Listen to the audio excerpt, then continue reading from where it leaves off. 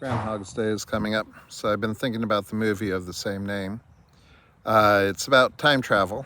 It's a time loop, actually. Phil Connor is living the same day over and over again. It's an outstanding performance by Bill Murray. And Bill Murray's stuck in a small town as a result of a storm.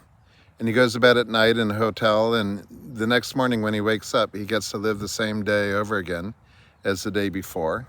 He's stuck in this time loop for years and years and years. He starts off living recklessly. There aren't any consequences to his actions, so he can do whatever he wants. And after a while, he gets tired of that. And he realizes that even though nothing about the day changes, he changes. He can work on his own self-improvement. So he learns how to play the piano, and he learns how to ice sculpt and all these other skills.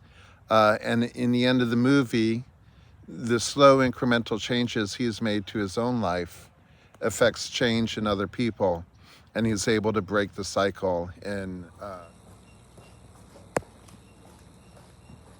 Bill Murray, as he's acting out the role, really wanted to focus on the philosophical aspects of living the same day over and over again.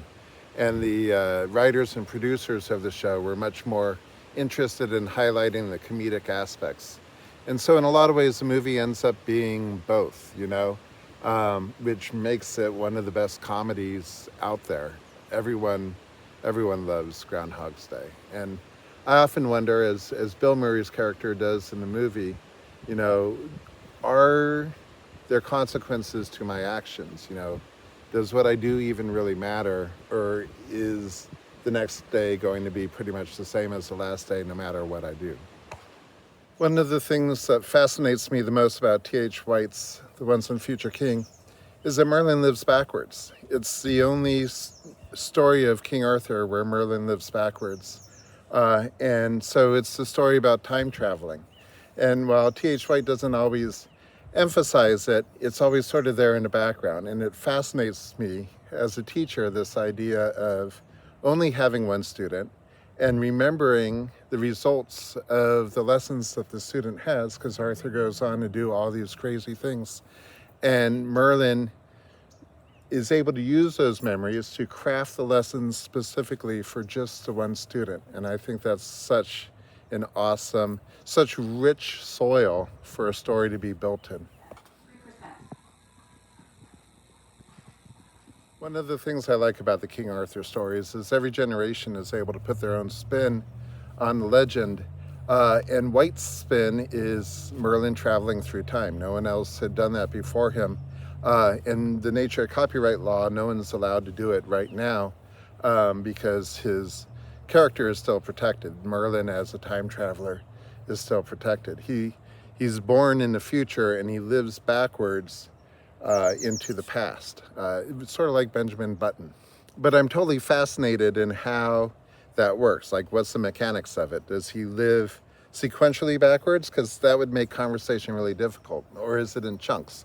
I think it's probably in chunks. I think he lives a day at a time backwards, and every morning he wakes up what is the day before instead of waking up the next day. I don't know if T.H. White spends that much time thinking about the mechanics of it. I think he uses it more as a storytelling tool.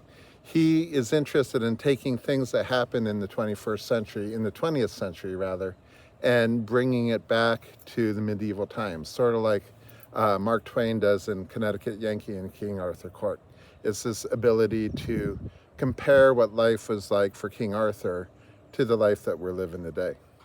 In Groundhog's Day, the time travel is central to the plot. The whole plot revolves around the time travel. And that's not how The Once and Future King is. The Once and Future King, it's this literary device that allows White to make comments to compare the knights to people who play cricket today. And I don't know if White's thought out all the different complexities of what it would mean for Merlyn to actually live backwards in time. But I think it's fascinating. I think about it all the time. The thing about Merlyn that fascinates me is how much agency he has. Like, are there things that Merlyn does that actually have an impact on the future? And I think that there are sort of two different extremes that we can think about. One of them I consider like the destiny question. Maybe Merlyn was always destined to teach Arthur the things that he did, and so Merlyn is just doing what he has to do in order for the future to be the way that the future needs to be. Like, again, that question of, does it really matter what I do?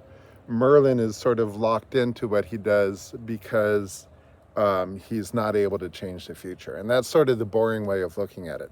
I think the more exciting way of looking at it is that the lessons Merlyn teaches Arthur do have an impact on the future, do change the lives of Arthur and the people around him, and really of all of England. And if that's the case, then how does that work? As a teacher, I'm fascinated by it. If Merlyn taught Arthur a lesson that actually did change the future, how would that impact Merlyn? Would he wake up the day before and have a different set of memories than he did the day after? That would be fascinating to me. I think it would drive Merlyn crazy in a lot of ways. Like, would he keep the memory that he had the day after and the memory that he had the day before if he actually did change the future?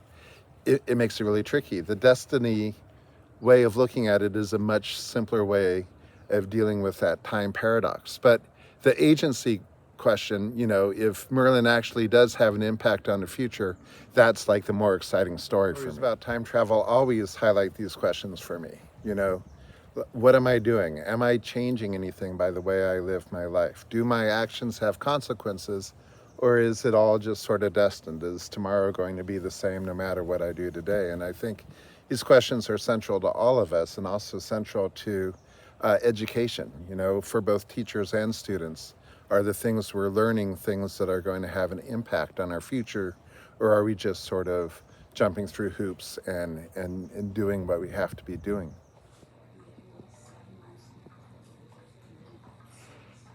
If Merlyn has agency, I'm jealous of him. He's the perfect teacher. He's got one student, and every morning he wakes up and can remember whether the lesson from the day before or the day after actually had an impact, whether it changed the future. And if it does change the future, then all of a sudden the most important thing for the student to learn changes, but at the same time Merlyn knows what that most important thing is and is able to respond. I think that good teaching is checking to see if the students have learned what they needed to learn, and then adjusting the next lesson, adjusting the next experience to make sure that the student learns the next thing that they need to learn. You're sort of creating this story, this narrative, one day at a time. And Merlyn's able to do that in a way that is different from any teacher for Arthur, who is such an important person in history, at least according to the legend. Just to be clear, I know these are all stories. They're all legends. This is not reality. But at the same time, stories matter, and what we learn from them are important. I constantly worry and wonder if I'm having any impact at all. Both as a teacher and as a parent, am I making the lives of my students better? Am I changing anything by doing what I'm doing day after day? A lot of times teaching feels like Groundhog's Day. You've got the same schedule every day, very, very similar lessons, especially as a math teacher. Yesterday we did chapter 3, section 2. Today we're doing chapter 3, section 3. It's very repetitive. And this question of, are the students better prepared for the rest of their lives having me as a teacher as opposed to someone else? I wonder that constantly. And even though I have doubts every once in a while about my own life, I hope that the lessons I'm teaching my students teach them that they have agency in their life, that their actions matter, that they have an impact on the future and an impact on the people around them. It's important. It changes your whole perspective on life, that question of, can I do anything about the situation I'm in, or is it hopeless? Because I don't think it's hopeless. I think the lessons in King Arthur, the lessons of Merlyn, is that there's hope.